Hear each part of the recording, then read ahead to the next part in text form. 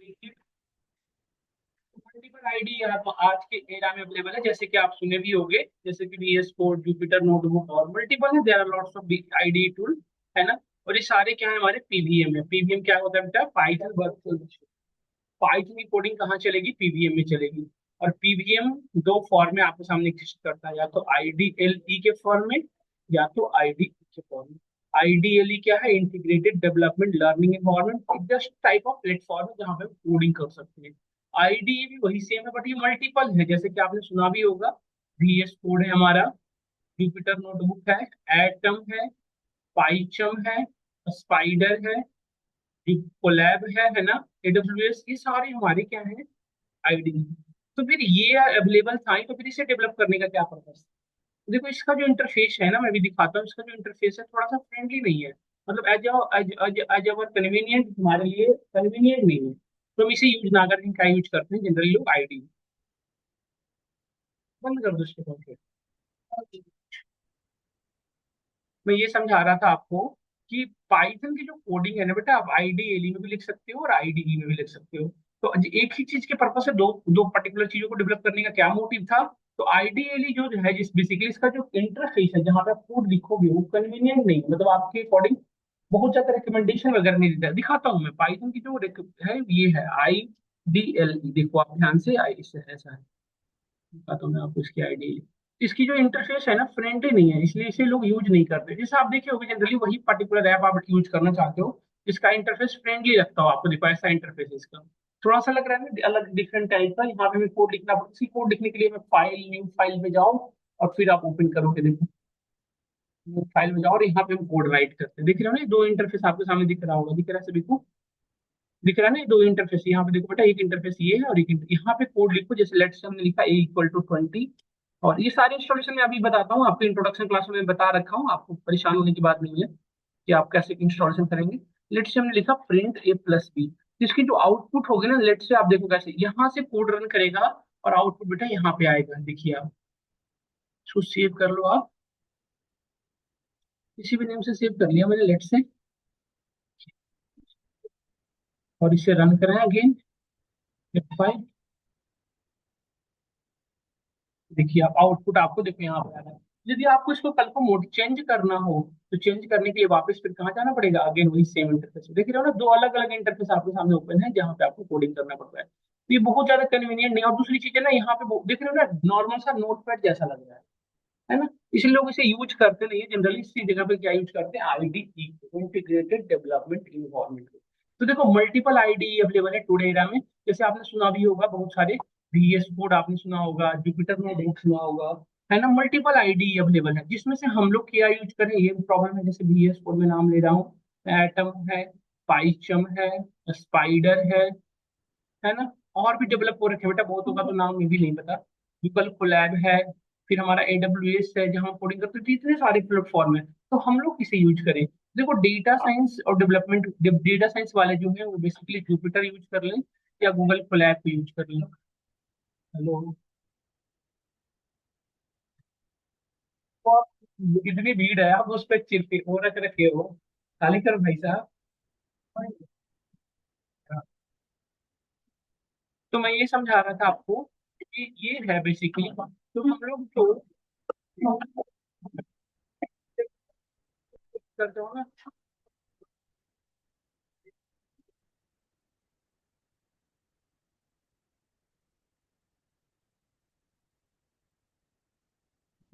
तो हम लोग इस ये बता रहे थे कि जो डेवलपमेंट वाले हैं वो ये यूज करेंगे। जैसे जिनका फुल स्टैक डेवलपमेंट है, एप्लीकेशन डेवलपमेंट, वो यूज करें। या तो VS कोड यूज कर लो, आइटम यूज कर लो, पाइथन या स्पाइडर, इन दोनों में से कोई भी यूज कर सकते हो जो फुल स्टैक डेवलपमेंट वाले। बट उनमें भी बेटर है VS कोड यूज करो। ये वो यूज करें जो डेटा साइंस फील्ड में वर्क करना चाहिए, आइदर डेटा साइंस या डेटा एनालिटिक्स। दोनों में डिफरेंस क्या है? दोनों में आउटपुट विंडो का डिफरेंस है बेटा। इसमें आउटपुट विंडो बहुत स्मॉलर होता है, इसका जो आउटपुट विंडो है बड़ा होता है। तो डेटा साइंस या डेटा एनालिटिक्स में ना आउटपुट विंडो बड़ी होनी चाहिए, तभी तो डेटा को देख पाओगे आप, आउटपुट विंडो को देख पाओगे। तो इसलिए हम ये डिसाइड करेंगे। तो हम दोनों तरीके से हम यूज करना जानते हैं, तो आपको जो कन्वीनियंट होगा उसको हम बता देंगे। यदि किसी को जो भी प्लेटफॉर्म के साथ, जैसे आप सभी को मैं इंस्टॉलेशन बता रखा हूँ, जो आप इंट्रोडक्शन क्लास के लेक्चर में भेजूंगा, उसमें सभी के इंस्टॉलेशन बता रखा हूँ, VS कोड कैसे करोगे, स्पाइडर कैसे करोगे, सभी को बता रखा हूँ। लेकिन एक चीज और बताऊँ, डेटा साइंस वाले स्पाइडर में कोडिंग करे बड़ा अच्छा रहेगा। और पाइथन को प्रॉपर तरह से लर्न करना है ना, तो एक प्लेटफॉर्म है स्पाइडर, तो उसको देखना, उसमें ना आपको एग्जैक्टली पता चलेगा कि code कैसे लिखना है। और स्पाइडर इंस्टॉल कर देना, उसमें कोडिंग करना है ना। तो ऐसे कहा जाता है कि लर्नर्स और स्पाइडर को डेवलप किया गया बेसिक मेन पर्पस। हम स्पाइडर में भी कोडिंग करके मैं कल की क्लास में दिखाऊंगा, उसमें ना मूवमेंट दिखाएगा आपको कैसे move किया। तो फिलहाल के लिए ये सब चीजों हमारे ऑफलाइन मोड में चलते हैं, मतलब हमारे लोकल मशीन में। यदि पाइथन को क्लाउड भी यूज करना है तो we can use of cloud, जैसे AWS में लिख रहा था एज्योर। और ये दोनों पेड वर्जन है, इसीलिए बेसिकली हम लोग जो है, जब फ्रेशर के जो है वो लोग गूगल कोलैब यूज करते हैं, विदाउट पेमेंट है। और जब आप एक बार प्रॉपर तरीके से सीख जाओगे तो फिर आप अपने AWS या Azure, या जब आप ऑर्गेनाइजेशन में किसी कंपनी में ज्वाइन करोगे तो खुद ही आपको यूज करेंगे, मतलब आपको प्रोवाइड करेंगे AWS का प्लेटफॉर्म से यूज करें। फिलहाल के लिए गूगल सब लोग ओपन कर लो, क्रोम सब लोग ओपन कर ले, सब लोग ओपन कर ले बेटा क्रोम। नो सिंपल प्लेटफॉर्म है, आप सभी लोग को पता होगा। अच्छा, ये ऐसा नहीं कि क्रोम ही आपके सिस्टम में यदि एज होगा, फायरफॉक्स होगा, मोजिला होगा, या यूसी ब्राउजर होगा, what ever you have, just open कर सकते, कर लिए। यहाँ पे राइट पर बेटा Google Colab, right here Google Colab, सब लोग लिखे गूगल कोलैब, इंटर हिट करें। अब यहाँ पे नोटिस करो, ये ऑफिशियल वेबसाइट है हम सभी की, सब लोग ओपन करें। तो ये हमारी ऑफिशियल वेबसाइट है गूगल कोलैब, इस पे इंटर हिट करें और यहाँ पे देखो ये वाली फाइल हमारी ओपन, ये वाली फाइल। आ गए सब लोग यहाँ तक, सब लोग पीछे सभी लोग आ गए। और यहाँ पे क्लिक करो बेटा, देखो आप किसी में ऐसा इंटरफेस आया होगा, देखो यहाँ पे ऑप्शन आ रहा है नोटबुक का।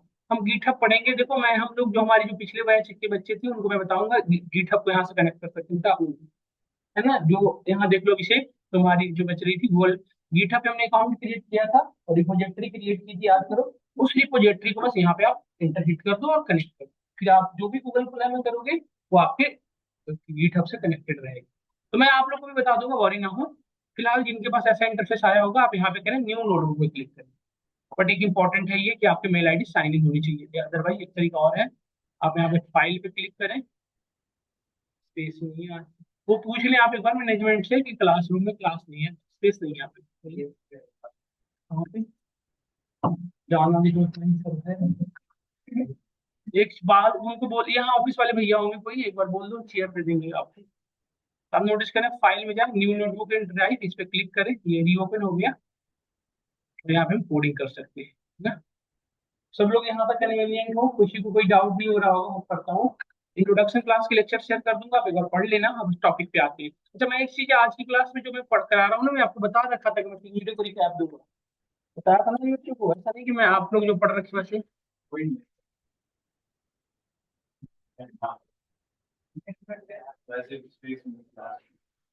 स्पेस तो मैं खैर करवा दूंगा।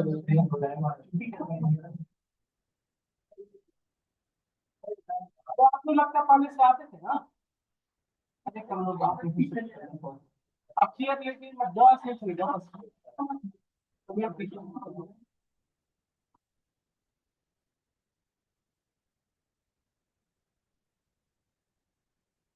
देखिए, तो ये हमारा इंटरफेस इस तरह से ओपन हो गया। और जो फर्स्ट टॉपिक डिस्कस करेंगे आज की क्लास में, नेमिंग कन्वेंशन, नेमिंग कन्वेंशन, ये वाली डिस्कस।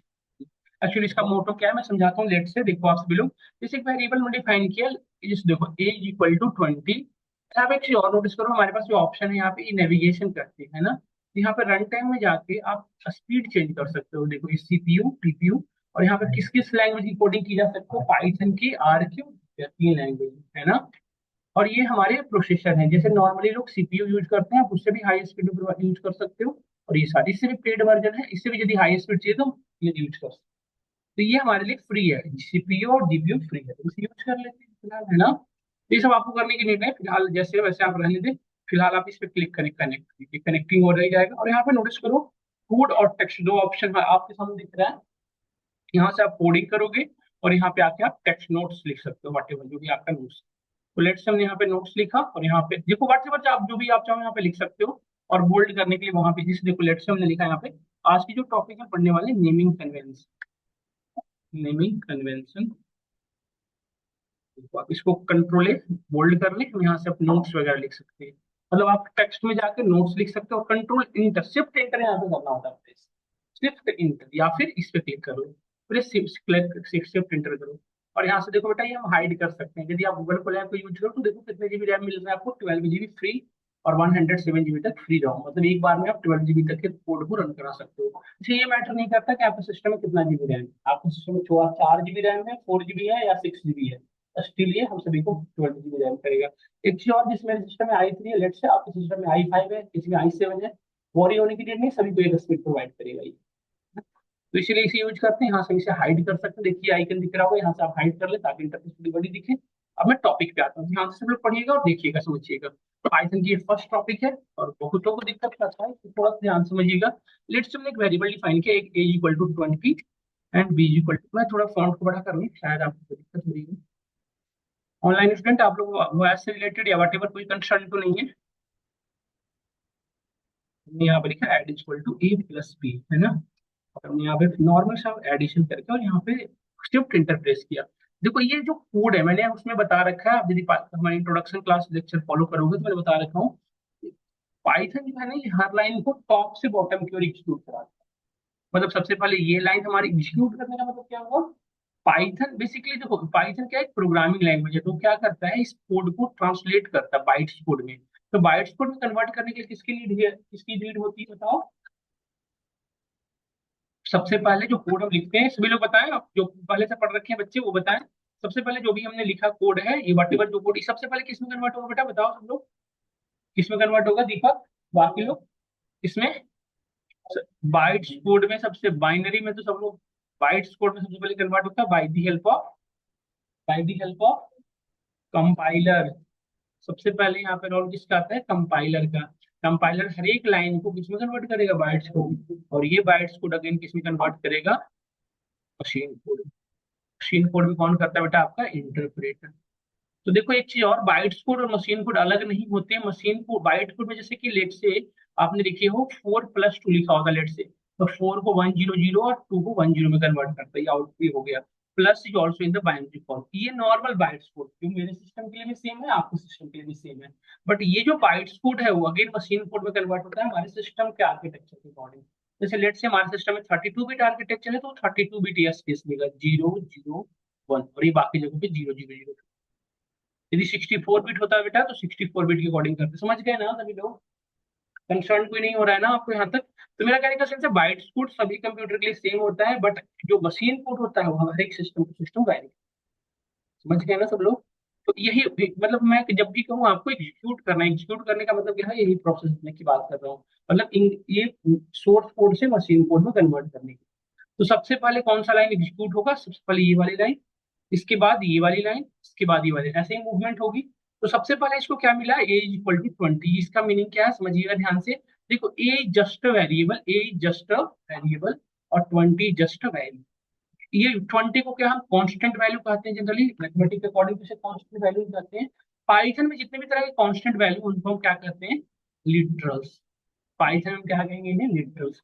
तो देखो 20 किस तरह की वैल्यू बेटा, इंटीजर वैल्यू है, तो इसका नाम क्या हो गया, इंटीजर लिटरल्स।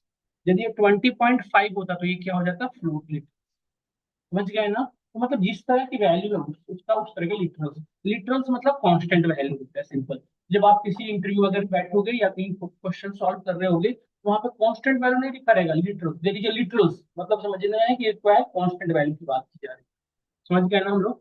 तो जब भी एक पाइथन में वटेवर एक वेरिएबल बनाते हो उसके अंदर वैल्यू रखते हो, तो सबसे पहले जैसे देखो एक चीज में हम लोग पहले से एक चीज जानते हैं, जैसे आप कोई फोटो या वीडियो या वटेवर चीजें जब आपने हार्ड डिस्क में स्टोर कर, अपने कंप्यूटर में स्टोर करना होता है, तो आपका जो कंप्यूटर एक स्पेसिफिक मेमोरी में स्टोर होता है, उस मेमोरी का स्पेसिफिक नेम होता है, फोल्डर नेम, है ना।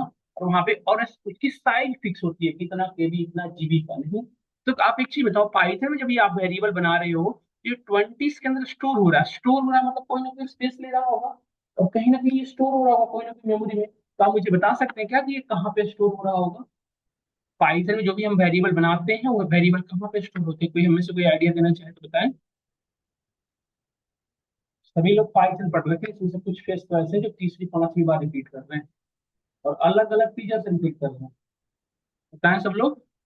पाइथन में बेसिकली जो है हिप मेमोरी जनरेट होता है, बेसिकली क्या है हमारा, हिप मेमोरी है, क्या है आपका, देखो एक चीज और, हिप मेमोरी जो है ना कोई अलग टाइप की मेमोरी नहीं है, ये आपके हार्ड डिस्क का कुछ पार्ट को लेता है। जैसे आपने सुना होगा कैश मेमोरी, जो क्या करता है रिसेंट हिस्ट्री को कैच स्टोर करते जाता है। आपने सुना होगा ना कैश मेमोरी, आपके जो ब्राउजर पे स्टोर करता है हिस्ट्री को, वो क्या होता है कैश मेमोरी। वो अलग से कोई मेमोरी नहीं, आपके हार्ड डिस्क के कुछ पार्ट को अलग ले रखा है। तो इसी तरह से जैसे ही आप पाइथन ओपन ओपन करते हो तो पीवीएम ओपन हो जाता है, पाइथन वर्चुअल मशीन ओपन होगा, ये कुछ पार्ट को आपके हार्ड डिस्क से कुछ पार्ट को अलग कर थोड़ी सी स्टार्टिंग में। और ये जो हिप मेमोरी है ना, ये इसे कहा जाता है टेम्पररी मेमोरी, मतलब ये परमानेंट नहीं रहता है, जैसे पाइथन बंद मेमोरी लॉस। मतलब आप हिप मेमोरी को ऐसा नहीं कि परमानेंटली शुरू हो सकता है, नहीं। जब भी पाइथन की कोड लिखते हो तब ये ओपन होता है, पाइथन को क्लोज करो, ये अपना रिसेंटली क्या हो गया डिस्ट्रो है ना। तो होता क्या, सो देखो जैसे ही आपने एज इक्वल टू 20 लिखा, तो सबसे पहले इसको क्या होगा कि एक मेमोरी एड्रेस मिलेगा, स्पेसिफिक मेमोरी एड्रेस, हर एक वेरिएबल की एक स्पेसिफिक क्या होती है मेमोरी एड्रेस। इसको एक मेमोरी एड्रेस मिला, इस मेमोरी के अंदर इस वेरिएबल के अंदर इसको मेमोरी एड्रेस मिला, और इसको साइज ऑफ मेमोरी मतलब कितना मेमोरी स्पेस लेगा, ये किस पे डिसाइड होगा बताओ, इसकी वैल्यू। इसकी वैल्यू कितनी है 20, तो 20 KB बाइट्स कुछ ना कुछ तो स्पेस लेगा, उतना इसको साइज ऑफ मेमोरी अलॉटमेंट हुई। और इसकी वेरिएबल का नेम क्या हुआ, इस मेमोरी का नेम क्या हुआ A।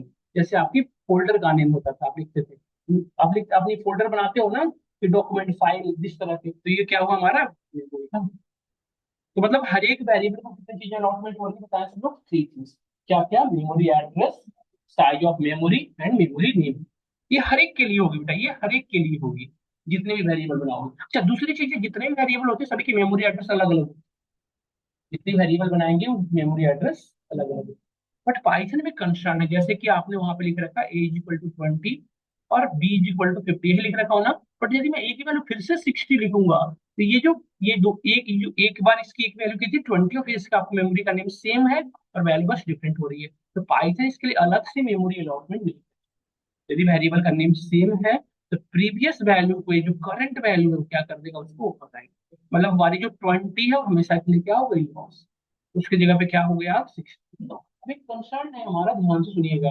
जैसे 20 की जो मेमोरी साइज है वो कम रही होगी, और 60 की मेमोरी साइज डिफरेंट होगी कुछ ना कुछ। तो यदि मेमोरी साइज डिफरेंट हुई तो क्या उस पर्टिकुलर मेमोरी के अंदर स्टोर हो पाएगा, नहीं हो पाएगा। तो यदि ए और ए दोनों की यदि साइज ऑफ में जो वैल्यू है उसकी साइज ऑफ मेमोरी सेम हुई, तब तो सेम मेमोरी एड्रेस पे रह जाएगा। बट मेमोरी एड्रेस यदि मिसमैच हुआ तो क्या होगा, अलग से मेमोरी एड्रेस होगा। बट एक का एक ही बार होगा, मतलब कहने का सेंस ये है कि इसकी मेमोरी कंप्लीटली क्या हो जाएगी, डिस्ट्रॉय कर दी जाएगी, इसको अलग से मेमोरी मिलेगा। मतलब एक का हीप मेमोरी के अंदर एक सिंगल टाइम अलॉटमेंट होगा। समझ गए ना मेरी बात को सब लोग। तो एक तो सिनेरियो क्या देखा आपने कि यदि दो वेरिएबल की नेम सेम, तब ऐसे हो। यदि एक दूसरा सिनेरियो है, ऐसा भी तो हो सकता था कि एक्स की वैल्यू आपने लेट से 60 रखा और वाई की वैल्यू हमने क्या रख दिया लेट से 60। इस सिनेरियो में क्या है, मेमोरी का नेम क्या है, वेरिएबल का नेम क्या है अलग अलग, बट वैल्यू क्या है। तो पाइथन में बेसिकली होता क्या है कि यदि दो वेरिएबल का नेम सेम हो, सॉरी नेम डिफरेंट है वैल्यू सेम है, तो अगेन पहले देखो, सबसे पहले जैसे ये कोड रन किया होगा, पहले तो यही है, इसके लिए वो तीनों चीजें अलॉटमेंट हुई होगी, memory address, size of memory, memory name, और इसकी वैल्यू। जैसे ही वाई रन किया और वाई की वैल्यू सेम हुआ, तो पाइथन में जो मेमोरी मैनेजर है उसको एक वाई को अलग से मेमोरी एड्रेस नहीं देगा, एक्स और वाई जो दोनों है एक ही मेमोरी एड्रेस में, मतलब एक्स और वाई की मेमोरी एड्रेस क्या होगा इसमें। तो दो चीजें हमें ध्यान रखने की नीड है, ये पूरी। तो मेमोरी मैनेजमेंट का कॉन्सेप्ट समझ में आया। ये था वेरिएबल के अंदर वैल्यू स्टोर करने का रूल्स। अब हम एक वेरिएबल जब बनाते हैं, ध्यान से सुनिएगा एक चीज मेरी। जैसे हमने 20 को स्टोर कहाँ किया, ए के अंदर। तो 20 क्या है, इंटीजर वैल्यू, मतलब कॉन्स्टेंट है, लिटरल है। और ए क्या है हमारा, वेरिएबल का नेम। और ये इक्वल टू क्या है, this is called assignment operator, इसको क्या कहते हैं, असाइनमेंट ऑपरेटर। इक्वल टू का काम क्या है, मेनली इस वेरिएबल के अंदर से इस वैल्यू को, मतलब हम क्लियरली कह सकते हैं कि यदि हम यहाँ पे इक्वल टू को रिमूव कर दें तो क्या ये कभी भी स्टोर हो पाएगा। मतलब this is the assignment operator, इसका मेन काम क्या है, राइट साइड में वट एवर वैल्यू है उसको लेफ्ट साइड के वेरिएबल में साइन करना, ये मेन काम है ना इसका। तो अब नोटिस करो ध्यान से सब लोग, जैसे ये जो वेरिएबल है, इस वेरिएबल का नेम आपने क्या रख रखा है ए। तो वेरिएबल का नेम कुछ तो रूल होगा ना, कुछ कि आप ए बी सी डी कुछ रख सकते हो। ऐसा तो नहीं कि वेरिएबल का नेम कुछ भी रख सकते हो। समझ रहे हो ना। तो सम सेट ऑफ रूल, जैसे हम रियल लाइफ में अपने नेम रखते हैं, तो नेम का कुछ रूल फॉलो होता है ना, इसे जनरली लोग नहीं करते, पर कुछ भी रखते हैं। बट पाइथन में वेरिएबल को जो आप डिफाइन करते हो, मतलब जैसे वेरिएबल का नेम के बाद जो वैल्यू लिखते हो, that is called variable definition. और अब जब उसमें वैल्यू डालते हो तो दैट्स कॉल्ड डिक्लेरेशन, मतलब वेरिएबल तुमने डिफाइन किया, उसके अंदर वैल्यू डिक्लेयर किया। तो डिफाइनेशन और डिक्लेरेशन पाइथन में दोनों सेम टाइम। इंटरव्यू का क्वेश्चन है, क्या पॉसिबल है कि हम एक डेफिनेशन पाइप वेरिएबल का अलग करें और डिक्लेरेशन बाद में करें? पॉसिबल है, भी पॉसिबल। देखो ये बहुत बेसिक सा क्वेश्चन पूछा जा रहा है आपसे। बस एक वर्डिंग का ना, देखो कितनी बड़ी बड़ी वर्ड यूज कर रहा है, डेफिनेशन, डिक्लेरेशन।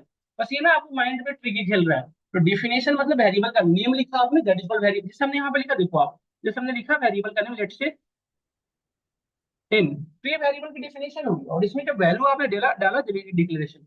तो पाइथन में डेफिनेशन और डिक्लेरेशन सेम टाइम होता है। ऐसा नहीं पॉसिबल है बेटा कि मैं एन लिख दूं और बाद में हम वैल्यू डालें, ऐसा पॉसिबल। जैसे देखो, यदि आप ऐसे करोगे तो इट्स शोइंग एरर, क्या लिख रहा है, नॉट दिख। तो डेफिनेशन और डिक्लेरेशन पाइथन में सेम टाइम। ये हमारी बेसिक चीज थी जो मैंने आपको डिस्कस की। अब मैं आता हूँ टॉपिक पे। अब देखो, एक वेरिएबल के नेम आप डिफाइन करते हो तो उसके लिए कुछ सेट ऑफ रूल फॉलो करना है। वो कौन कौन से रूल है वो मैं डिस्कस करूँ। क्या यहाँ तक सबको क्लियर है? हमने अभी तक 3 टॉपिक आपके साथ डिस्कस किया। पहला हमने बताया आपको कि वेरिएबल की डिफाइन जब आप करते हो तो उसकी मेमोरी कैसे अलॉटमेंट होती है, ये डिस्कस किया। दूसरी हमने चीज डिस्कस किया, बेसिक सी चीजें, कि डेफिनेशन और डिक्लेरेशन क्या होता है, ये हमने डिस्कस किया। तीसरी टॉपिक में डिस्कस कर रहा हूँ कि जब आप एक वेरिएबल को डिफाइन करते हो तो कुछ रूल फॉलो करना। वेरिएबल का नेम या वेरिएबल को डिफाइन करने के लिए ऐसा नहीं कि कुछ भी रख सकते, ऐसे कुछ रूल है वो फॉलो। टॉपिक समझ में आ रहा होगा, ऑब्जेक्टिव क्लियर है, क्या वर्क करना चाह रहे हो? क्योंकि देखो, जब तक वेरिएबल डिफाइन नहीं करोगे हम कुछ काम नहीं कर सकते। जब तक आप 50 को स्टोर नहीं कर पाते ये में, तब तक हम इसके एडिशन कर पाते, बताओ? नहीं कर पाते, ये सुन लो। तो मतलब वेरिएबल की डेफिनेशन सबसे इंपॉर्टेंट टर्म। नहीं, जब तक डेफिनेशन हम नहीं करेंगे तो डिक्लेरेशन की तो सवाल ही नहीं होती ना। तो एक वेरिएबल को डिफिनेशन करने के लिए इंपॉर्टेंट क्या है, कुछ रूल फॉलो। क्या हम सभी लोग इस टॉपिक पे समझ पा रहे हैं ना? किसी को कोई कंसर्न ऐसा तो नहीं लग रहा है, पढ़ के आ रहे हैं हो क्या रहे हैं, नहीं ऐसा तो नहीं लग रहा है ना? सभी लोग अपने आ गए हो प्रॉपर, आपके मोड समझ में आ रहा है, क्लियर? ऑनलाइन ऑफलाइन जितने स्टूडेंट हैं, ऑनलाइन में जितने बच्चे हैं, समझ पा रहे हैं ना? ऑनलाइन स्टूडेंट, आपकी आवाज जा रही है, हमारी आवाज जा रही है आप तक? समझ में आ रहा है सबको? Yes. Neha, Kanchan, वैशाखा, Himanshu.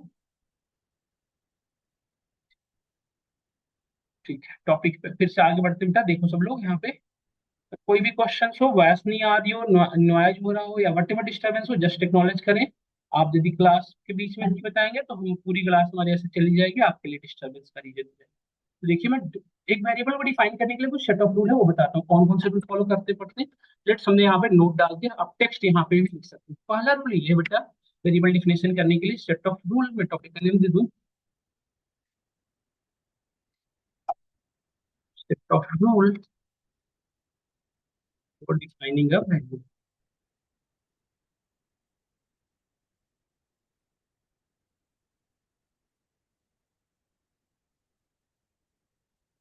Rule number first, do not need of explicit declaration, do not need of explicit declaration। explicit declaration क्या होता है आपको पता है? what is the meaning of explicit declaration? तो what is explicit declaration, किसी को आइडिया हो? डेटा टाइप नहीं बताना पड़ता। Rule number second, variable name, variable का नेम हमेशा किससे स्टार्ट होगा? Variable name always start with alphabet और अंडरस्कोर। वेरिएबल का नेम हमेशा अल्फाबेट से होगा या third rules, variable name are, variable name contains alpha numeric. Alpha numeric possible है बट स्टार्टिंग में अलाउड नहीं है। मतलब टू से वेरिएबल में स्टार्टिंग हो सकता है, नम टू, है ना? कंटेंस अल्फा न्यूमेरिक, ये लिख लेना, ये बहुत इंपॉर्टेंट नहीं बट आपको आना चाहिए, है ना? और रोल नंबर फोर्थ जो है, variable names are case sensitive.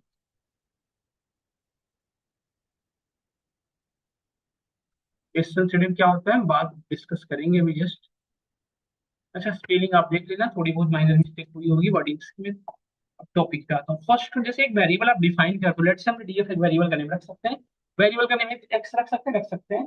But देखो, वेरिएबल के लिए एक्सप्लिसिट डिक्लेरेशन करने की नीड नहीं है। मतलब कि क्या, जैसे पाइथन को छोड़ के जावा, सी सी सी सी प्लस प्लस प्लस में यदि आप कोडिंग कर रहे होते तो वेरिएबल के अंदर किस तरह की वैल्यू रखनी है आपको एक्सप्लिसिटली बताना पड़ता है।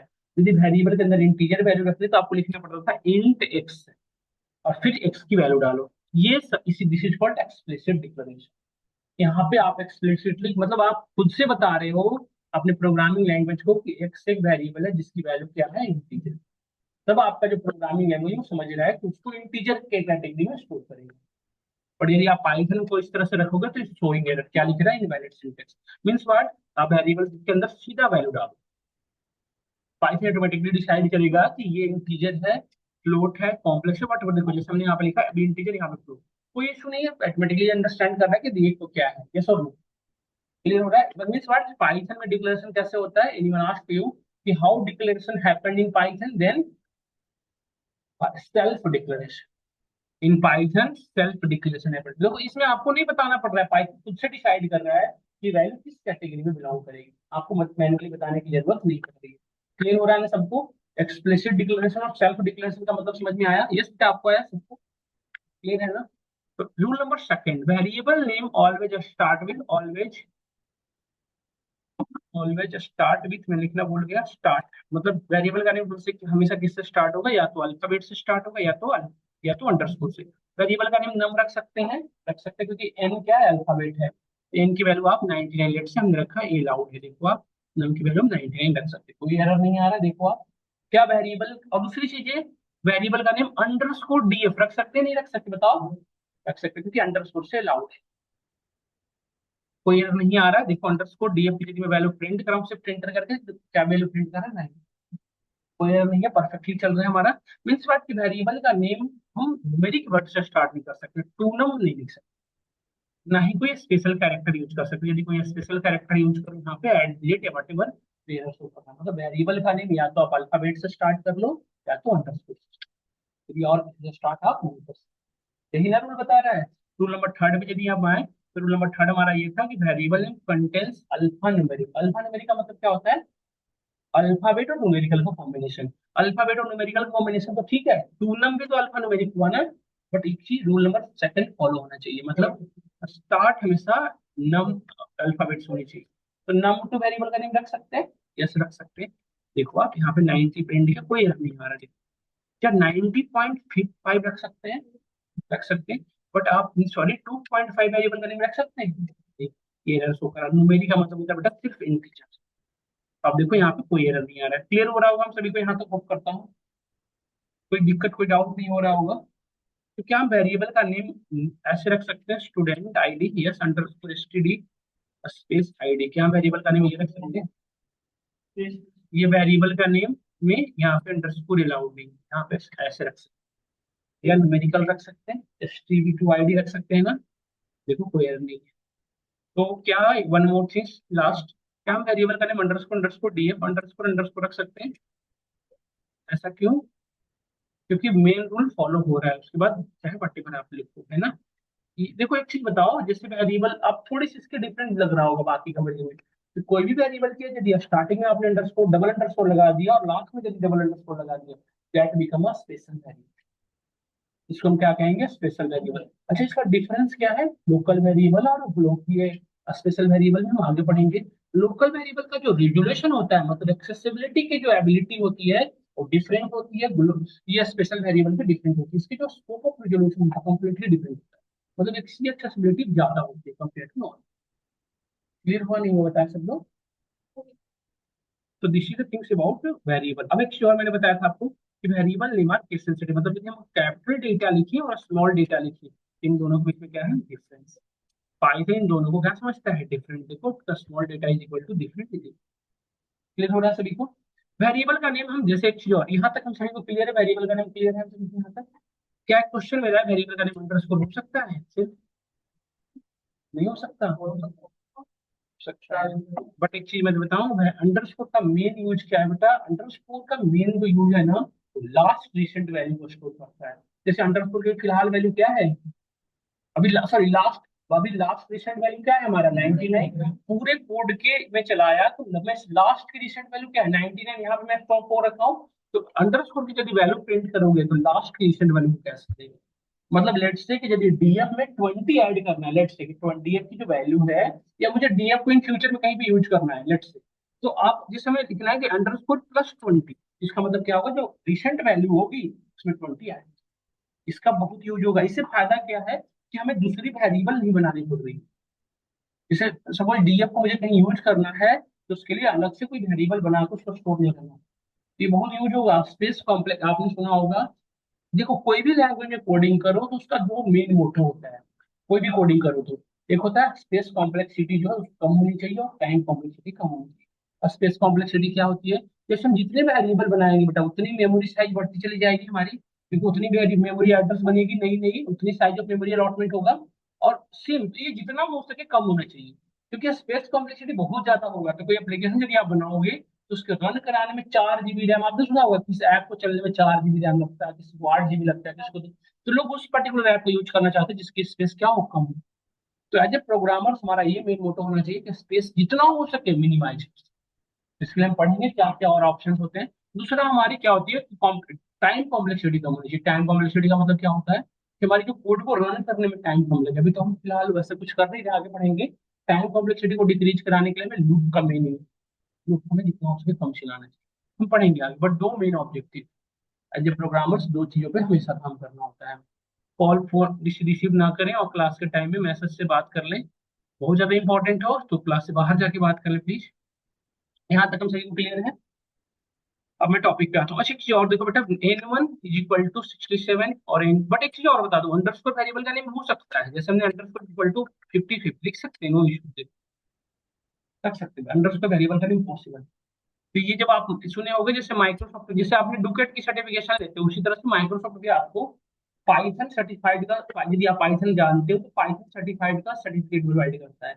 उसके पेपर होते हैं, वहां पे ऐसे छोटे छोटे बेसिक क्वेश्चन पूछे जाते हैं जो सेम आप कर रखे हो, बस आपने उस पर ध्यान नहीं दिया। तो अंडरस्कोर का यूज, अंडरस्कोर का वेरिएबल डिफरेंशिएशन पूछा जाता है जब आप माइक्रोसॉफ्ट सर्टिफाइड के पेपर देना चाहोगे। तो बहुत इंपॉर्टेंट है, यदि आप उसको कर लो ना, मैं ऐसा नहीं कि प्रमोट कर रहा हूँ, मैं भी करता है वो। तो उसको यदि आप कर लो तो आपको पाइथन से रिलेटेड जितनी भी कंपनियां हैं या पाइथन पे जो उनको नीड होगी, उनको आपको अप्लाई नहीं करना पड़ेगा, वो खुद आपको कॉल करने लगते हैं। क्योंकि उसके बाद ना आपको एक लेबल आ जाता है, मतलब आप एक लेवल पे आ जाते हो कि इतने, और देखो उसके पेपर के पास तभी हो पाओगे जब आपके पास वो लेवल लिखी हो जाएगी। तो मेरे पास है सर्टिफिकेशन, मैं दिखा दूंगा, उसके जो क्वेश्चन पेपर है वो भी मैं दिखा सकता हूँ। बट उसके लिए थोड़ा सा मेहनत का ज्यादा, थोड़ा खराब, हाँ। पाइथन वो माइक्रोसॉफ्ट पाइथन सर्टिफाइड ऐसे आता है। पाइथन PY 1011 करके आता था, फिर उसका नेम चेंज करते रहते हैं PTN, जैसे आपने पावर BI का सुना होगा PL 300, उसी तरह से उसका नाम बदलते रहते हैं। पाई 1011 था, हो सकता है कुछ लेकिन सर्च करोगे ना पाइथन सर्टिफाइड पेपर तो आ जाता है। उसकी अलग से फी वगैरह लगती है, उसके पेपर भी देते हैं अलग से, और उसका आपको स्टडी मटेरियल भी माइक्रोसॉफ्ट प्रोवाइड करता है अलग से। यदि आप में से किसी को कोई इंटरेस्ट होगा करने का, तो आप पहले पढ़ लो प्रॉपर तरीके से, फिर देना। क्योंकि उसमें 3 या 4 अटेम्प्ट होते हैं, 3 अटेम्प्ट में नहीं कर पाए तो आपकी रजिस्ट्रेशन कैंसिल। बट एक बार यदि कर लिए ना, तो हर साल रिन्यूअल कराना पड़ता है। मतलब एक बार यदि आप पेपर पास हो गए, तो ऐसा नहीं पास हो गए जीवन भर सर्टिफाइड हो गए पाइथन ट्रेनर, नहीं, या पाइथन सर्टिफाइड ट्रेनर हो गए, या पाइथन सर्टिफाइड डेवलपर हो गए, नहीं, आपको रिन्यूअल करना होता है हर ईयर। तो उसके पैसे नहीं लगते, वो फ्री होता है, बस एक बार चार्ज। तो यहाँ तक हम सभी लोग पहुंच चुके हैं।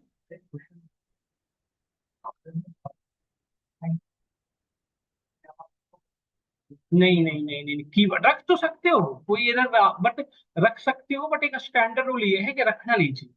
हम वेरिएबल का नाम प्रिंट रख सकते हैं, इंट रख सकते हैं, कोई एरर नहीं देगा, बट रखना नहीं चाहिए। टेक्निकली एक स्टैंडर्ड वे ये है कि रखना नहीं चाहिए। और यही यदि आप आगे जाके यूज करोगे तो ये एरर जनरेट करने लग जाते हैं टेस्टिंग पर्पस से, जब आपने एप्लीकेशन डेवलप की है।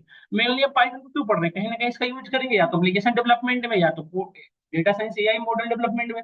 तो वहां पे जब एक टेस्टिंग होगी ना इस एप्लीकेशन की, तो ये फंसेगी, मतलब इसकी एरर जनरेट। तो लेट से अब देखो, जैसे मैं अभी जो टॉपिक डिस्कस करने वाला था, जैसे वेरिएबल का नेम हमने N1 रखा 45, N2 रखा लेट से कि 55, ऐसा रख सकते थे वेरिएबल का नेम। इसी वेरिएबल को आप अलग अलग लाइन ना लिख के एक लाइन में लिख सकते हो, N1, N2 = 45, 55। तो N1 की वैल्यू क्या है 45, N2 की वैल्यू, अच्छा इसी तरह से आप मल्टीपल वेरिएबल एक लाइन में भी डिक्लेयर कर सकते हो। एक मल्टीपल लाइन इसी एक लाइन में रख सकते हो। देखो N1 की वैल्यू दिस 1, N2 की वैल्यू दिस 1, और N3 की वैल्यू दिस 1। समझ गए आप? बट एक चीज ध्यान रखना होगा, number of variable = number of value, है ना। मतलब जैसे 3 वेरिएबल वैल्यू भी 3। समझ गए हम लोग सभी लोग? अच्छा एक चीज और बेटा यहाँ पे नोटिस करिए, जैसे हमने लिखा N1, DF1, DF2, DF3, ये लिखा हमने। और यहाँ पे हमने लिखा। तो आप बता सकते हो मुझे आउटपुट DF1 की वैल्यू क्या होगी? तो मतलब DF1 के टपल में स्टोर होगा।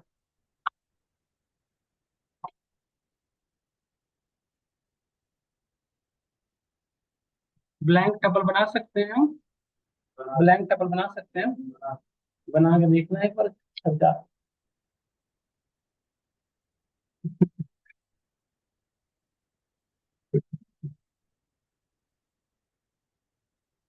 यार ये टपल नहीं होते हैं। टपल ब्लैंक नहीं बना सकते आप। यदि आप ब्लैंक टपल बनाना चाहोगे ना तो घर जाके देखना, ट्राई करना, एरर आएगा। इस तरह से भी वेरिएबल का नेम दिया जा सकता है ना? क्लियर हुआ हम सभी को? तो इस तरह के ना, जब आप जैसे किसी की कोडिंग देखोगे ना, जैसे किसी एप्लीकेशन का सोर्स कोड देखो, तो उसमें ऐसे ही स्टैंडर्ड यूज किए रहते हैं, वो फटाफट फटाफट एक लाइन में सब किए रहते हैं। तो उसको देख के समझना होता है कि कैसे कैसे, है ना?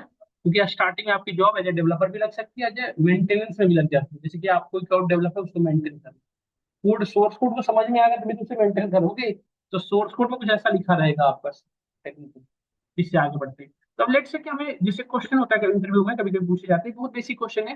देखो, किसी भी लाइन को कमेंट बनाना तो हैज यूज कर। जैसे हम, जो हम साथ चाहते हैं, इस पर्टिकुलर कोड को हमारा पाइथन का जो इंटरप्रेटर है उसको एग्जीक्यूट ना करे, मतलब उसको सोर्स कोड को बाइट्स कोड में कन्वर्ट ना करे, तो उसके आगे क्या लगा दो, हैज। तो जैसे ही कंपाइलर को हैज मिलेगा, उस लाइन को स्किप कर देगा आगे। मतलब उसको उस पर कुछ तरह का कंपाइलेशन नहीं होगा। समझ में आया ना? तो जैसे हमने कोड लिखा, लेट्स से हमने क्वेश्चन मेरा था कि write a program to swap the value of two variable. इसमें जो मेमोरी का मैनेजमेंट का जो मैंने कॉन्सेप्ट समझाया था उसका भी जस्ट यूज होगा। Write a program to swapping the value of two variable. जैसे लेट्स से हमारे पास एक वेरिएबल थी n1 n2 इक्वल टू 99 88। मैंने, मेरा क्वेश्चन समझ में आ गया होगा आपको। मुझे क्या करना है, इसकी वैल्यू को स्वैप करना है। n1 की वैल्यू 88 कितनी है? 88। समझ रहे हो आप कैसे करेंगे इसको? अभी जैसे मैंने अभी आपको एक तरीका बताया था, उसके अकॉर्डिंग यदि मैं बात करूं, तो n1 n2, अभी जो भी वैल्यू लिखूंगा मैं, किस में जाएगा? अभी जो भी वैल्यू मैं वहां पे लिखूंगा वो वैल्यू किसके अंदर होगी, n1 की। तो n1 मुझे किसकी वैल्यू रखनी थी, n2 की। तो n2 की वैल्यू n1 में चली गई। अब कॉमा देके यहाँ पे जो भी लिखूंगा वो कहाँ जाएगी, n2 के। तो n2 में मुझे किसकी वैल्यू डालनी थी, n1। समझ गए ना? तो ये ऐसे भी कर सकते हैं एक लाइन में हम, बट ये इंटरव्यू वगैरह में अलाउड नहीं होता। वो है स्वैपिंग। अच्छा, एक चीज बताना, जैसे ये जो कोड है हमारा, ये जो कोड है, ये जो आपने लाइन ऑफ कोडिंग लिखी हो, ये जो कोड है, क्या सिमिलर है इसके ना, इसके n1 is equal to n2 और n2 इज इक्वल टू, यही सेम लाइन कोड है दोनों, ये छोड़। ऐसे लिखूं मैं या फिर ऐसे लिखूं, क्या दोनों सेम है? नहीं सेम है, आपको लग रहा है सेम है। यदि ऐसे करो, देखो दोनों की वैल्यू सेम हो गई। ऐसा क्यों हो रहा है? ऐसा क्यों हो रहा है, क्या दिक्कत आ रही है? वही मेमोरी मैनेजमेंट का कॉन्सेप्ट जो भी पढ़ा, देखो ये जो है ना बेटा, रन टाइम का ड्यूरेशन में चेंज हो रहा है। मतलब एक ही बार जब आपकी मेमोरी में, जैसे एक लाइन, जब ये जैसे देखो ये अलग अलग लाइन हो गए ना, तो अलग अलग लाइन होने की वजह से पहले इसका काम हो गया है, तो इसकी एग्जीक्यूशन कंप्लीट हो चुकी है। इसकी टर्मिनेशन के बाद ये काम हो रहा है, तो n1 के अंदर n2 की वैल्यू परमानेंटली असाइन हो चुकी है। अच्छा, एक चीज बताओ, जैसे एक वेरिएबल के अंदर दूसरे वेरिएबल की वैल्यू डाल रहे हैं, क्या वो वेरिएबल ब्लैंक हो गया होगा, n2 की वैल्यू ब्लैंक होगी? तो होता क्या होगा इंटरनली, क्या बता सकते हो? n1 के अंदर, जिस किसी वेरिएबल के अंदर किसी वेरिएबल को डाल रहे हो, तो उस वेरिएबल में तो मैम कुछ क्या हो रहा है, उस वेरिएबल की जो वैल्यू है, जैसे n1 की जो वैल्यू हो तो ओवरराइट हो रही है। मतलब n1 के अंदर कौन सी वैल्यू आ रही है, n2 की। बट इंटरनली क्या हो रहा होगा, n1 और n2 दोनों की मेमोरी एड्रेस सेम हो जाएगी। तो n2 वाली n1 को मिला होगा या n1 वाली n2 को मिला होगा? n2 वाली n1 को मिला होगा, जिसकी वैल्यू जिसके अंदर डाल रहे हो उस पर्टिकुलर वेरिएबल की मेमोरी एड्रेस मिलेगा। मतलब यदि मैं यहाँ पे चेक कर लूँ, तो n2 और n1 की मेमोरी एड्रेस सेम होगी, बट n2 की जो मेमोरी एड्रेस नहीं होगी वो n1 को मिली होगी। समझ रहे हो ना? n1 की जो मेमोरी एड्रेस है वो n2 को नहीं मिली। समझ गए, नहीं समझ गए? तो अभी जैसे मैं यहाँ पे यदि मैं कोड को दिखाऊं, जैसे n1 और n1 दोनों की वैल्यू क्या लिख रही है आपको, 88। दोनों की मेमोरी एड्रेस क्या हो चुकी है, सेम है। चाहे तो देख सकते हो, किसी भी वेरिएबल की मेमोरी एड्रेस यदि देखना हो तो इनबिल्ट फंक्शन यूज करते हैं, आईडी। पाइथन के अंदर दो तरह के फंक्शन डिफाइंड होते हैं, इनबिल्ट और यूजर डिफाइंड, दो फंक्शन है। इनबिल्ट फंक्शन जो ऑलरेडी पाइथन में डेवलप कर चुके हैं डेवलपर्स, यूजर डिफाइंड जो हम बनाएंगे। बट होते क्या है मॉड्यूल या फंक्शन, होते क्या है function in collection of code, multiple line coding एक जगह पे डाल दी गई बॉक्स के अंदर। और इसका स्पेसिफिक यूज क्या है, इसको क्यों बनाया गया, स्पेसिफिक स्पेसिफिक टास्क को परफॉर्म करने। जैसे आईडी जो फंक्शन का मेन काम क्या है, मेमोरी एड्रेस प्रिंट। तो जैसे आईडी एन वन का मेमोरी एड्रेस चेक करना है तो आईडी ऑफ एन वन, देखो एन वन की मेमोरी एड्रेस ये है। एन टू की चेक करना है तो आईडी ऑफ एन टू। इसका मेन एक ही काम है मेमोरी एड्रेस। देखो एन वन और एन टू की मेमोरी एड्रेस क्या है, सेम है। बट यदि हमने इस लाइन को ऐसे लिखा होता है तो इनकी मेमोरी एड्रेस सेम नहीं रही होती, आप चेक कर सकते हैं ना। तो फिर इस प्रॉब्लम को कैसे सॉल्व करेंगे, ऐसे सिनेरियो में हम कैसे काम करेंगे। देखो एक तो ये रियल लाइफ वही प्रॉब्लम है जिसमें हम एक थर्ड वेरिएबल यूज कर सकते हैं। जैसे हम यहाँ पे, जैसे लेट से हमारे पास दो वैल यहाँ पे दो कंटेनर थे, एक के अंदर टी था लेट से, एक के अंदर मिल्क था, और मुझे इनकी सब्सटेंस को एक दूसरे में स्वैप करना। रियल लाइफ में तो हमें एक थर्ड कंटेनर की नीड रिक्वायर्ड होगी नहीं। इसमें पहले आपने मिल्क को रख लिया तो ये हो गई ब्लैंक। अब इसमें आपने डाल दिया तो ये टी आ गई, हमारा ऑब्जेक्टिव फुलफिल हो गया। अब ये टी के अंदर मुझे टी के अंदर क्या रखना था, मिल्क, ये वाली आइटम यहाँ डाल। तो एक थर्ड कंटेनर की नीड है हमें, थर्ड कंटेनर मतलब थर्ड वेरिएबल की नीड है नहीं। तो बताओ इस कोड को कैसे, आप एक बार लॉजिकली बताओ सब लोग यहाँ पे। मैं सबसे पहले क्या करूँ, मैं दो वेरिएबल्स की स्वैप करानी लेट से, तो हम सबसे पहले क्या लिखें, थर्ड वेरिएबल। थर्ड वेरिएबल कुछ भी रख सकते हो, लेट से हमने df3 रखा, आप कुछ भी रख सकते हो, ये सुनो। इसकी वैल्यू, अब इसमें हमें इसके अंदर किसकी वैल्यू रखोगे, df3 एक ब्लैंक है, इसके अंदर वैल्यू नहीं डली है। तो df3 के अंदर किसकी वैल्यू रखो, किसी की रख लो, df1 या df2 की। तो हमने df1 की लेट से रख लिया, तो df1 और df3 दोनों की मेमोरी एड्रेस क्या हो चुकी है, मतलब df3 की वैल्यू df1 की, मतलब df1 की जो मेमोरी थी उसको रेफरेंस दे दीजिए df3। इंटरनली यही होता है ना, वैल्यू कॉपी नहीं होती, उनकी मेमोरी एड्रेस कॉपी। इंटरव्यू में पूछा जाता है, जब आप एक वेरिएबल के अंदर वैल्यू को डालते हो तो उनकी मेमोरी एड्रेस कॉपी होती है, वैल्यू कॉपी होती है, तो मेमोरी एड्रेस का रेफरेंस दिया जाता है, कॉपी होती है। वैल्यू यदि कॉपी होती तो एक ब्लैंक होता ना। तो ये हो गया है ना, समझ में आया। अब यदि हम देखो, अब हम df1 की जो वैल्यू थी हमने उसको रख दिया एक जगह। अब मतलब कि क्या, df1 को के अंदर यदि मैं ओवर राइट कर भी दूं तब भी df1 की वैल्यू क्या है, एक जगह सेफ है। तो अब देखो लॉजिकली यही लिखते हैं लोग, ऐसा ही कर रहे हैं हम। पहले हमने क्या किया, df3 के अंदर df1 को सेव कर दिया, जिससे क्या होगा df1 में कुछ भी चेंजिंग हो तो हमारा वो वैल्यू में एक जगह पे सेफ है, कहाँ पे, df नहीं। तो df3 के अंदर हमने वैल्यू df1 की रख चुका हूँ, अब df1 की वैल्यू को ओवरराइट कर रहा हूँ df2 से। जैसे ही ये कोड रन करेगा df1 और df2 की वैल्यू क्या होगी, मेमोरी एड्रेस सेम। मतलब df1 और df2 दोनों की वैल्यू क्या होगी, 88। देन थर्ड स्टेप, अब df2 के अंदर मुझे देखो, ये मेरा ऑब्जेक्टिव पहला तो फुलफिल हो गया ना, मुझे यही करना था ना, df2 के अंदर df2 की वैल्यू डालनी थी। तभी df1 की वैल्यू क्या हो चुकी है बताओ, 88। हमारा ऑब्जेक्टिव फुलफिल हो गया है। बट एक ऑब्जेक्टिव और है क्या, df2 के अंदर किसकी वैल्यू होती है, df2 की। तो df2 के अंदर df1 की वैल्यू रख, कैसे क्या df1 लिख सकते हैं यहाँ पे, df1 की वैल्यू कहाँ रख रखे हो आप, df3 के अंदर, तो df3 को यहाँ रख। देखो वैल्यू आ गई यहाँ पे df1 और df, समझ गए ना आप लोग। इस तरह से हमारी मेमोरी एड्रेस है। तो अभी एक क्वेश्चन मेरा है, इसमें से किस किस वेरिएबल की मेमोरी एड्रेस सेम है, किस किस डिफरेंट है, बता दो एक बार देख के बताओ। आईडी, आईडी ऑफ df1 बताएं ये है, आईडी ऑफ df2 क्या होगी, df2 की सेम होगी डिफरेंट होगी बताओ। बट यदि आईडी ऑफ df3 की लिखे तो इसकी मेमोरी एड्रेस किसके सिमिलर होगी बताना। करेक्ट, सपोर्ट डिफ क्लियर हो रहा होगा। तो आपको जैसे वर्किंग में बता रहा हूँ, जो एक्चुअली वो एग्जिस्ट भी कर रहा है इसी फॉर्मेट में, समझ गए, क्लियर हो रहा है सबको।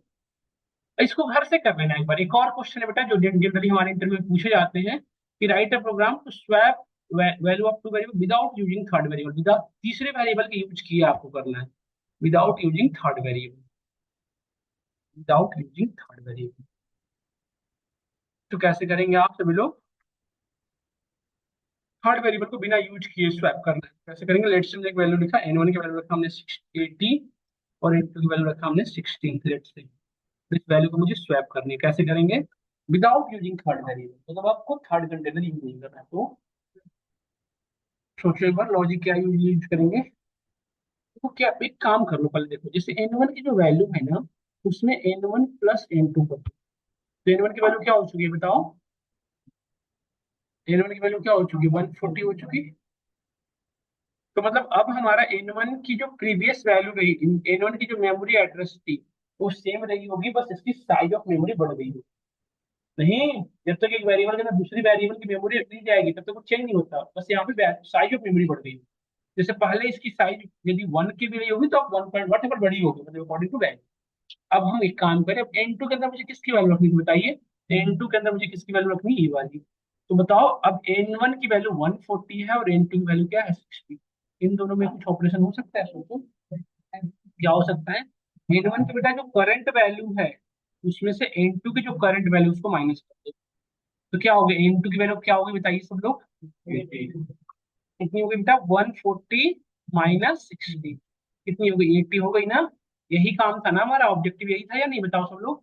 यही ऑब्जेक्टिव रही थी आपकी, इसकी वैल्यू पे यहाँ पे डालना, हमने वैल्यू डाल दी, मतलब N2 के अंदर हमारी 80 आ गई। अब दूसरी ऑब्जेक्टिव क्या है, N2 की वैल्यू यहाँ डालना। तो N2 की वैल्यू तो अब हो चुकी है 80 और N1 की वैल्यू क्या है 140। तो क्या इन दोनों को माइनस कर दो तो फिर आ गया नहीं आ गया। मतलब अब हम क्या लिख सकते हैं यहाँ पे बताओ। अब यहाँ पे हम सिंपली लिखें N1 is equals to N1 minus N2। देखो ये कोड दोनों सेम है लेकिन दोनों की वैल्यू यहाँ पे डिफरेंट रही थी, यहाँ पे डिफरेंट है। समझ में आया नहीं आया। तो अब हम यदि N1 की वैल्यू हमारी 80 हो चुकी है और N2 की वैल्यू क्या हो चुकी है 60। डन। एक चीज बताओ बेटा, यदि मैं इस कोड को चेंज लाइन ऑफ कोड, पहले मैं इस कोड को चला दूं लेट से, मतलब इस कोड को मैंने चलाया फिर मैं इस कोड को चला दूं फिर इस कोड को, मतलब पहले 1 2 3, तो क्या ये स्वैप हो पाएगा। ये ऑर्डरिंग जिस फ्लो में कर रहा हूँ, फ्लो में कर रहा हूँ उसी फ्लो में कर रहा हूँ। नहीं, तो ये हम ऐसे लिख सकते हैं। अब हम इस कोड को जब लिखे तो पहले क्या लिखना होगा, N1 is equal to N1 plus N2। तो N1 की मेमोरी एड्रेस सेम है, साइज ऑफ मेमोरी बढ़ गई। अब मैं क्या करूंगा, N2 की value, N2 is equal to N1 minus N2। तो N2 की वैल्यू भी सेम मेमोरी एड्रेस है, जो था वही रही होगी, बस वैल्यू की अकॉर्डिंग वो चेंज हो सकती है ना। अब हमारी N1 के अंदर क्या वैल्यू रखनी है, सबको क्लियर हो रहा होगा, डाउट क्लियर नहीं हो रहा होगा, मैं सब करता हूँ। N1 is this one, N2 is this one. एक लॉजिक समझो इसको, यदि हमने पहले क्या किया, उस वैल्यू को बड़ी कर दी फिर अपने अकॉर्डिंग छोटा कर रहा हूँ, नहीं। इसको कोई और ऑपरेटर से कर सकते हैं, जैसे हमने एडिशन सब्ट्रैक्शन किया, और कोई ऑपरेटर जो इसमें हेल्प कर सके। क्या हम पहले मल्टीप्लाई करके वैल्यू बड़ी कर लें और डिवाइड करके छोटे कर ले सकते हैं ना। जहाँ पे ऐड किया हूँ बेटा वहां पे मल्टीप्लाई कर लो, जहाँ पे डिवाइड किया वहां पे आप क्या कर, यहाँ पे माइनस किया वहां पे आप डिवाइड कर, ये घर से करके आना। ठीक है, तो इसकी फाइल मैं आपको भेज देता हूँ और इस फाइल पे आपको काम कर लेना है घर पे। मतलब ये फाइल कैसे ओपन होगी आपके सिस्टम में वो मैं बता दूं आपको। ये वाली फाइल को सबसे पहले मैं आपको डाउनलोड करके भेज रहा हूँ, तो इसको जब आप ओपन करोगे ना, हाँ, एक सेकंड, जब इस फाइल को बेटा आप ओपन करोगे तो आपको सबसे पहले गूगल कोलैब ओपन कर लेना है। अभी ऑनलाइन में जो भी है ना, एक सभी लोग ज्वाइन किए रहे, क्लास ओपन का मतलब आप क्लास व्यू हो, मतलब जस्ट लेफ्ट ना हो जाए, हमें आपकी अटेंडेंस की नीड होती है। कुछ बच्चे को चालाक कितने होते हैं, जैसे मैंने कहा ना, आज यहीं तक रखते हैं, जस्ट लेफ्ट हो जाए। तो ऑनलाइन में आज आप लेफ्ट हो गए, कल मैं खुद ही ब्लॉक करूंगा आपको अपने एंड से, तो आप लेफ्ट, जब तक मैं 1 मिनट आपका अटेंडेंस ना कर दूं तब तक लेफ्ट में ना हो। चालाक आप है तो 2x में यहाँ लोग बैठे होते हैं, है ना। बचपना ना दिखाएं प्लीज, सब लोग जितने भी ज्वाइन कर रहे हैं मूव करें जब तक अटेंडेंस में ना कर लो। फाइल में भेजूंगा बेटा, फाइल में जाना है, जैसे ही आप गूगल पर ओपन किए तो आपकी आई जो फाइल का एक्सटेंशन होगा ना, जैसे मैं जो फाइल वर्क कर रहा हूँ उसका एक्सटेंशन देखो क्या है, .ipyl। पाइथन की जो कोड लिखोगे उसके दो ही एक्सटेंशन होते हैं पाइथन कोडिंग की, या तो .py या .ipyl। तो डबल क्लिक करके यदि ओपन करने की कोशिश करोगे ना फाइल, तो ओपन होगी नहीं। आपको क्या करना पड़ेगा, फाइल यहाँ जाना है, अपलोड का ऑप्शन दिख रहा है आप सभी को, अपलोड में जाना है, और जो मैं फाइल भेजूंगा इसको अपलोड, ब्राउज करके आप जो फाइल डाउनलोड जहां भी किए रहोगे उसको सेलेक्ट कर लेना और ये ओपन कर लेना, आपके सिस्टम में ओपन हो जाएगा, समझ गए। और आपके सिस्टम में भी जैसे मेरे में दिख रहा है ना वैसे ही आप में दिखेगा, जैसे मैं लिख रखा हूँ ना ऐसे सारे स्टेटमेंट, ये सब आप में ऐसे ही दिखेगा। समझ गए, तो मैं भेजता हूँ आपको। और मैं दूसरी चीजें इंट्रोडक्शन क्लास की पीपीटी में शेयर कर दूंगा, वो दोनों चीजें। अब मैं एक चीज और बताना चाह रहा हूँ, सभी लोग जो लोग